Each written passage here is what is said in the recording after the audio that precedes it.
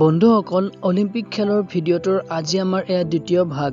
প্ৰথম ভাগত আমি অলিম্পিক খেলৰ জন্ম, ইতিহাস আৰু ইয়াৰ লগত জড়িত বিভিন্ন তথ্যবোৰ আলোচনা কৰিছো। গতিকে সেইটো ভিডিঅ' এতিয়াও চোৱা নাই যদি আগতে সেই ভিডিঅ'টো চাই লওক। আৰু যদি চাইছে তেন্তে আহক আজিৰ ভিডিঅ'টো আৰম্ভ কৰোঁ। আপুনি জানেনে কোকা-কোলা এনে এটি কোম্পানী যি অলিম্পিক খেলৰ আটাইতকৈ পুৰণি পৃষ্ঠপোষক বা প্ৰযোজক। 1928 চনৰ পৰা আজি পৰ্যন্ত এই কোম্পানীটোৱে অলিম্পিক খেলৰ পৃষ্ঠপোষকতা কৰি আছে। অলিম্পিক খেলৰ ইতিহাসত আটাইতকৈ কম বয়সীয়া খেলুৱৈ হ'ল গ্ৰীকৰ ডিমিট্ৰিয়াছ লণ্ড্ৰাছ।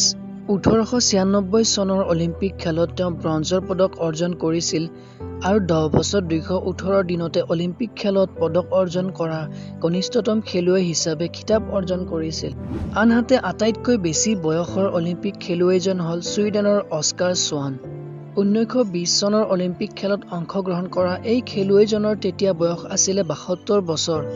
2012 চনৰ লণ্ডন অলিম্পিক খেলত ভলীবল গ্ৰাউণ্ড বনাবলৈ 5000 টন বালি ছাৰেৰ পৰা লণ্ডনলৈ নিয়া হৈছিল। আপুনি জানেনে 2016 চনৰ ছামাৰ অলিম্পিক অৰ্থাৎ গ্ৰীষ্মকালীন অলিম্পিক খেল ঠাণ্ডাৰ দিনত পতা হৈছিল।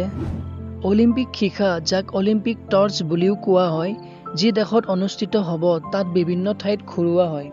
দৌৰি, নাৱেৰে, বিমানেৰে এনেকৈ বিভিন্ন বাহনেৰে ইয়াক দেশখনৰ চুকে কোণে লৈ ঘূৰোৱা হয় আৰু শেষত ইয়াক মুখ্য ষ্টেডিয়ামত নিৰ্দিষ্ট ঠাইত স্থাপন কৰা হয় য'ত খেল শেষ নোহোৱালৈকে ই জ্বলি থাকে। আপুনি জানেনে 1912 চনৰ পৰা 1948 চনলৈ হোৱা অলিম্পিক খেলবোৰত বিভিন্ন শিল্পীয়েও অংশগ্ৰহণ কৰিছিল, যেনে বিভিন্ন চিত্ৰকৰ, লেখক, সংগীতজ্ঞ, অভিযন্তা আদিয়ে। 1937 চনৰ অলিম্পিক খেলত অতি আমোদজনক ঘটনা এটি ঘটিছিল।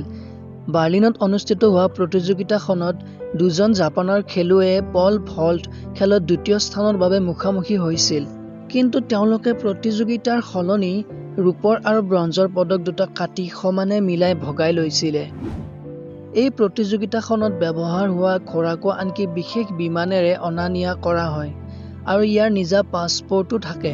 আপুনি জানেনে এজন ব্যক্তিয়ে দুখন দেশৰ হৈ দুখন অলিম্পিক খেলত দুবাৰ পদক জিকিবলৈ সক্ষম হৈছিল? তেওঁৰ নাম হ'ল ডেনিয়েল কেৰল। প্ৰথমে তেওঁ 1908 চনত অষ্ট্ৰেলিয়াৰ হৈ ৰাগবী খেলত সোণৰ পদক আৰু দ্বিতীয়বাৰ তেওঁ আমেৰিকাৰ হৈ 1920 চনৰ অলিম্পিক খেলত পদক জিকিছিল। বিখ্যাত অভিনেতা জনি ৱেষ্টমিলাৰ, যি টাৰ্জন নামেৰে খ্যাত, আৰু 12খন চিনেমাত তেওঁ টাৰ্জন চৰিত্ৰত অভিনয় কৰিছিল। তেওঁ 1920 চনত অলিম্পিক খেলত অংশগ্ৰহণ কৰি 5টা সোণৰ পদক জিকিছিল। এই প্ৰতিযোগিতাখন পৰিচালনা কৰিবলৈ 1894 চনত ইণ্টাৰনেশ্যনেল অলিম্পিক কমিটি অৰ্থাৎ আন্তঃৰাষ্ট্ৰীয় অলিম্পিক সমিতিৰ স্থাপন কৰা হয়। এই সমিতিৰ কাম হ'ল কোনখন দেশত খেল অনুষ্ঠিত হ'ব, কোন কোন দেশে খেলিব পাৰিব বা কিবা নতুন নিয়ম সংযোগ কৰিবলৈ হ'লে এইবোৰ কৰা। আপুনি জানেনে এই খেলৰ পদকবোৰ ক'ত বনোৱা হয়? আচলতে যিখন দেশত খেল অনুষ্ঠিত হয় সেই দেশখনতে এই পদকবোৰ বনোৱা হয়। 1912 চনলৈ হোৱা অলিম্পিক খেলবোৰত প্ৰথম স্থান লাভ কৰা খেলুৱৈক দিয়া সোণৰ পদকটো বিশুদ্ধ সোণেৰে প্ৰস্তুত কৰা আছিল।